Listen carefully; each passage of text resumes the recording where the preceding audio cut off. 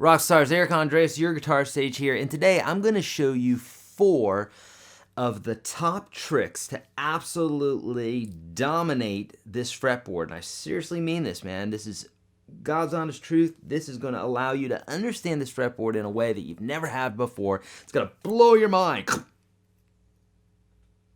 Just what's going to happen. All right, something like that. Maybe bigger. So here we go.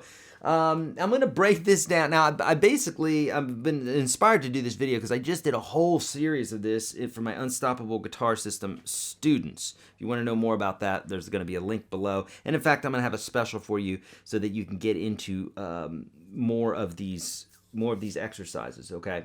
So the first 4 that I'm going to show you, to me, are, if you don't know these and you're a guitar player, you are selling yourself short, okay? You know how like there's these tricks in every industry that if you don't know those, but then when you find them out, you're like, dear God, if I had found this out earlier, it would have been so much easier. Here are those 4 things, okay? And this is good for beginners. It's good for advanced players. If you're advanced and you haven't been doing these, you're going to be thanking me so much. If you're a beginner, it's going to save you a ton of trouble, okay? So I break this down into basically 4 categories. The first being movable, what I call springboards. The other one are stationary springboards. The 1-4-5 zigzag pattern, and then same note, different string. That's what I call them.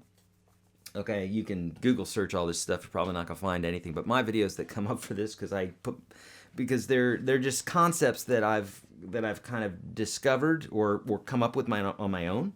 Other guitar teachers may teach them, but I've never been taught by another guitar teacher or a book regarding these. So these are more self-revelations that I found in regards to them. Some guitar players will know them, some of them won't. Here we go.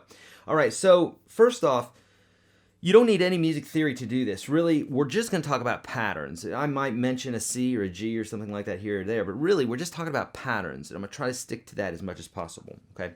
So let's talk about, first off, my concept for springboards is this. A springboard is something that gets you to something quicker, if you will. So basically, the guitar is laid out, you know, E, A, D, G, B, E, right? Our open strings, E, A, D, G, B, E. And the first springboard is at the 12th fret, okay? That is 1 octave up. A lot of folks know that. Now, why is that important? It's important because we have to know different places on the neck, how they replicate, because it's going to save a ton of brain power, and it's going to make you quicker because you're going to be able to react quicker on the guitar. If you ever wanted to play something, you can hear it in your head, but then you can't play it, well, that has to do with not knowing some of this stuff. You got to know your way around the neck. So, the 12th fret, we have E, A, D, G, B, E. Again, okay? It replicates right here. It's an octave, okay? Basically, the vibration of the string here is going to be twice as slow as this in regards to the frequency, okay? Not necessarily that you know that, just to let you know, okay? So here we have E, A, D, G, B, E open. We have E, A, D, G, B, E at the 12th fret. That's important because we want to play a riff. We could repeat it up here an octave very easily. And I'll do this when I'm soloing all the time. You'll see Stevie Ray Vaughan and other players do it. You know, they'll be like...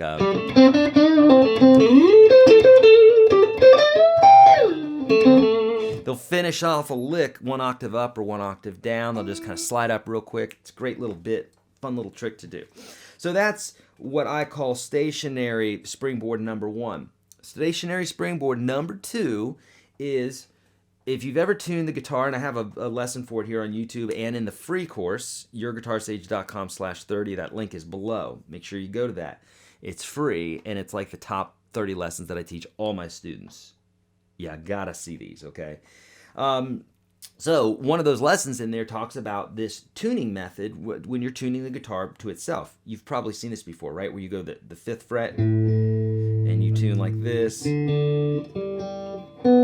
the B string, you gotta go down a half step. You know that one, right? If you don't, I'm gonna show you in that free series. Otherwise, you'll know this as the tuning springboard, okay? If you don't know this, watch the video in that free series. Otherwise, let's call this one the tuning springboard, and you should know it, okay? So, the 5th fret, if you want to tune your D string, etc., you're going to do all 5th frets except for on the G string. Yeah, I said G string. You're going to have to go down a half step because the B is tuned down a half step. So that's the only caveat to this. And then back up. Okay, so now why is that important? Well, that's really important because if I wanted to play a lick down here,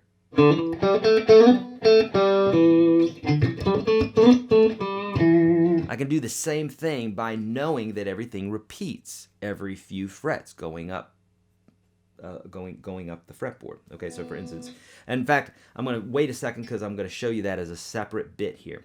But so the tuning method is very helpful. It's also helpful in identifying notes, both of these springboards, because if someone asks you what this note is, instead of coming down here and say, well, it's an E, and I know that musical alphabet goes A through G, B and E don't have a sharp, then here we go, then E, F, F sharp, G, G sharp, you know, it's going to take a while.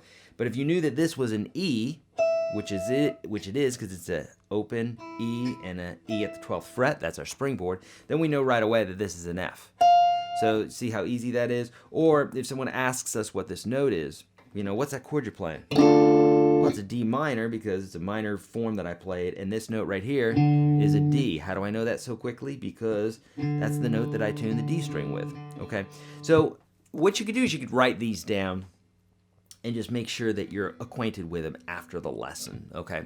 So, stationary springboard octave, stationary springboard tuning method. Now we got movable springboards, and there's 2 of them, okay? And really, we're talking about octaves here. There's a myriad of different things that we could be doing here, but I'm just giving you the top 4. Okay, so movable springboards, and these are specifically talking about octaves. If you don't know how to find an octave, you need to, okay? So for instance, if you're finding an octave going up on the 6th or 5th string, then you need to use this method. So here we are on the 6th string. Here's a G. If I want to find an octave going up, remember, it's basically a note of the same name. Do, re, mi, fa, sol, la, ti, do. Or in this case here, G, A, B, C, D, E, F sharp, G, G, G, G, D. I mean, there's G's all over the place, right? G's already. So, or you go 1, 2, 3, 4, 5, 6, 7, 1, 1. Those are the same notes. They're just octaves of each other, so they're in the same family, if you will. Basically, if you just fraction them by a half or double them, that's what you got. That's what octaves are. Okay, so if this were 100 hertz, and this would be 200 hertz, this would be 400, 800, so on. Okay. So that's the first movable one. So anytime you're on the 6th or 5th string, you can go down 2 strings and up 2 frets to find your octave. So watch this. Here's our G. Down 2 strings, up 2 frets, and there's our octave. It works for any note. Here's the A. We're going to go down 2 strings, up 2 frets. A. Here's a C. Down 2 strings, up 2 frets. There's a C. Obviously, it works backwards. Here's a C. We want to find that lower octave. We're going to go back 2 frets, down or up 2 strings. You know? So that's why you play your octaves like this. Get it? And that works for the 5th string as well.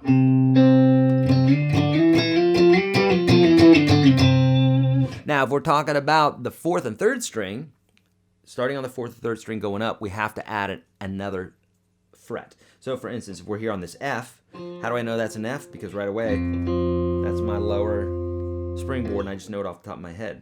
You'll get really quick at this stuff. At first, it'll be a little slow. You'll get really wicked quick at it.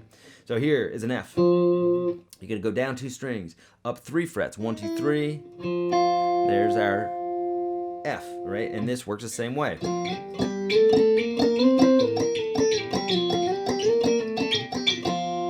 Also works for the 3rd string. So here we are on the 3rd string.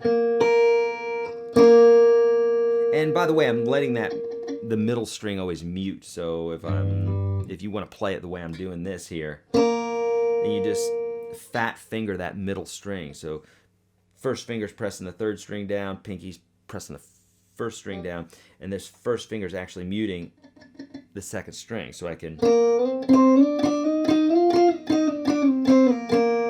Make sense? Okay, so that's what I call the movable springboards. In this case, we're just talking octaves. Let's talk about 1-4-5 pattern. You ready? What's 1-4-5 pattern? The 1, the 4, and the 5 are the most important notes in music, in every genre, since the beginning of time, and probably till the last breath is exhaled. Okay? 1-4-5. When we're playing a scale, 1, 2, 3, 4, 5, 6, 7, 1. The 1, 1, 2, 3, 4, 5. So 1, 4, 5. Those three notes are the most important notes in music because they're played all the time. They're the basis of so many chord progressions that you've heard. It's just not even funny, you know. Any blues chord progression like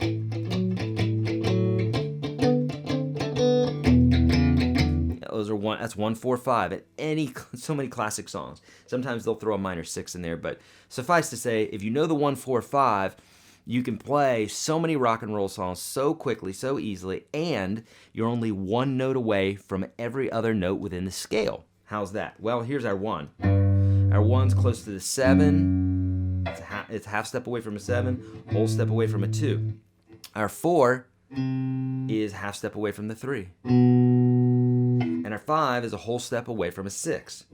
So that covers all the notes. The 1-4-5 are close to all the other notes. So if you know at any one point where the 1-4-5 is at, then you know where all the other notes are at. With one little split second change, you can grab any other note, any place on the neck. So if you know where the 1s are, in this case G's, right? Then I can know where the 1-4-5 is at on all those as well. Okay? Easy enough. Here's our 1-4-5, 1-4-5, up. You know, up here, we're running out of strings, but you could do the same concept if we had a 7th string, high string, okay? So the 1-4-5, now, it's very similar to and the other bits that I showed you here in that if you want to find the 4, it's always going to be right underneath the 1, or at least in regards to all the strings except for 2 and 3 when you're talking about those two together. I'll show you that what I mean by that in a minute. So for instance, here's our 1. Here's the scale: 1, 2, 3, 4, 5. So 1-4-5, 1-4-5, 4-1. Right? Here's our 1. Watch this. 1, the 4's right underneath it. 4-5-4-1. Easy enough, right? Now, if we did, let's say we did a G on the G string. So here, the note won't be right under here. It's going to be up a half step. Why is that? Remember when we tuned our guitar and the B string was tuned down a half step and we had to compensate? Remember that part? The B string is still tuned down. It always will be tuned down. Okay, so any note that you play on the 2nd string, if you're trying to duplicate some sort of pattern, you got to remember to go up a half step for that 1 string. So 1-4-5, 1-4-5, 1-4-5. Makes sense? And if we were on the 2nd and 1st string again, we got that again. So similar. So the only time this doesn't work is when you're on the 2nd and 3rd string, and then you just have to go up on the B string, up a half step. Okay, now again, that's important because if I wanted to play any song, 1-4-5,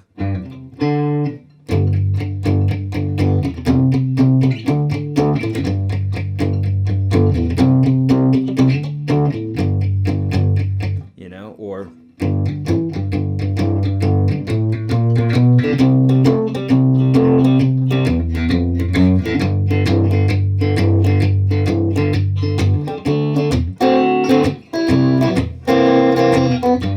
see, that's a 1-4-5. You've heard all these chord progressions before. I'm not joshing you. Okay, last one is same note, different string. We're going to blaze through all these, my friends. So same note, different string. This is important because if you watch any of my videos, well, so many of these, but I just did one recently in the Unstoppable Guitar System and here on YouTube. In the Unstoppable Guitar System, it's called Minimalistic Blues. And so basically I teach you through the 1-4-5 how to always have that note, that color note underneath your fingers when you're going to play blues. Okay, there's several color notes, but that's one in particular. It's part of the chord.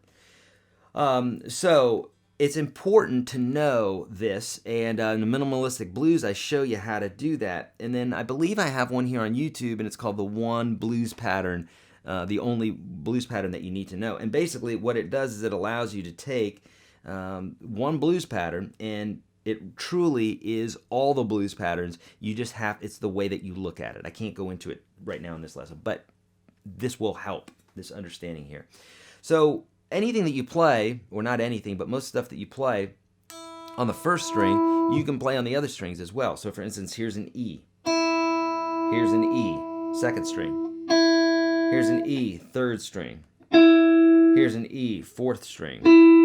Here's an E, fifth string. Okay, same note. Now, what's important about that? Well, that's super important, because if we wanted to, let's say, transcribe a solo, and we're listening to it, and we're playing this lick, and we're like, yeah, it sounds like the same notes, but the guitar doesn't sound the same. Well, that happens when you play, well, different guitars, different amps, that sort of thing. But a lot of times what you're hearing is the actual string that's being played, and the way that guitarist is approaching the guitar. So for instance, if I play this riff like,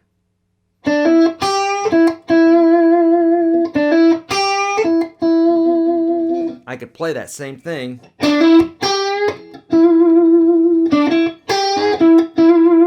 has a different vibe to it. I did my vibrato differently, the sound of the strings are different.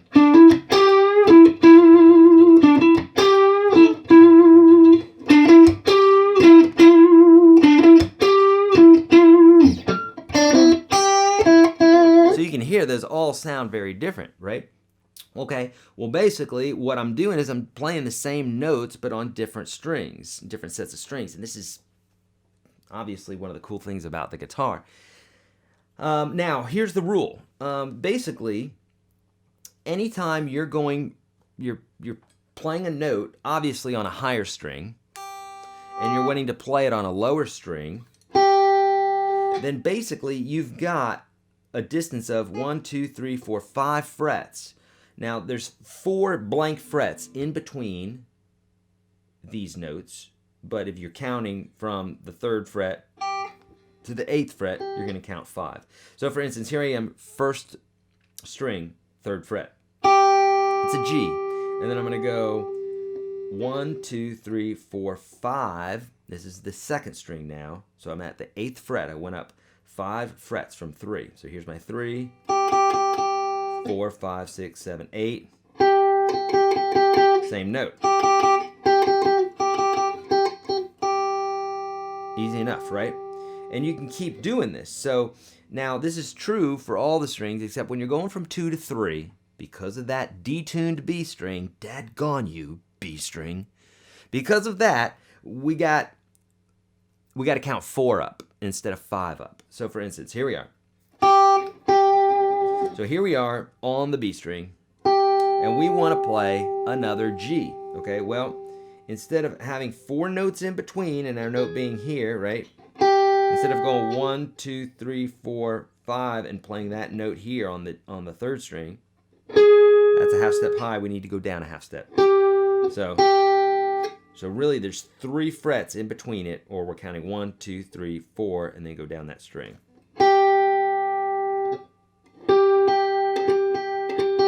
Makes sense? That's only for strings 2 and 3. Otherwise, if you're going now 3 and 4 again, we got to count up 5 again. So 1, 2, 3, 4, 5.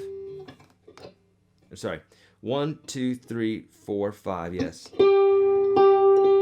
So 4 notes. Think you could keep your hand in between there, right? Here's your note, here's your note. So think that. Easy enough, right? And we can do this the same thing, 4th to the 5th string, 5th to the 6th string, okay? Now, I know that is a lot that I'm giving you there. I know that's probably gonna overwhelm you a little bit, or you're getting done watching the video and you're like, well, that didn't make me a better guitar player. To heck it didn't. If you practice that stuff, then it's going to make you an amazing player. I've got to show you what to do, and then you got to practice it, right? If you don't practice it, you're going to suck. That's the harsh reality right there. Okay, you got to practice this stuff. But if you practice this, I promise you, you're going to be able to dominate this fretboard, and you don't even have to know the notes per se. Do I know the notes? Yeah, I know the notes. But I use methods to know all this stuff, and it makes it so much easier, all right? So my friends, please let me know how else I can help you. I'm giving you all sorts of good stuff, so take advantage of it. There's a free ebook at YourGuitarSage.com. About in the middle of the page on the right, you'll see something that says free ebook. I think it's yellow, little yellow sign. YourGuitarSage.com/30. The link for that's below, or just type that in. It's the top 30 lessons that I teach all my students here in Nashville. Thousands and thousands of folks have gone through this, as well as my one-on-one players, my one-on-one students, and it's absolutely going to give you an amazing foundation to guitar playing. Get in there. It's free. I'm giving it to you for free. Why? Because I have so many people asking me these questions that I wanted to provide something for them. There you go. That's free. Ton of other stuff, 1,000-ish videos here on YouTube. I have another channel, by the way, called YGS Guitar Lessons. Check that out. I'm on Facebook. I'm on Twitter. I'm on Snapchat. All those places. Would love to help you out there. I answer a lot of mail there, so please hit me up there. Leave your comments below. If you have another exercise or something else that you want to add to this, please do it. Or if you just don't like my shirt, you can do that as well. All right? My friends, I'm Eric Andres, your Guitar Sage. I would like to help you out in any way that I can. As always, my friends, don't trust the man. Be kind to all beings and practice your guitar. See you in the next video.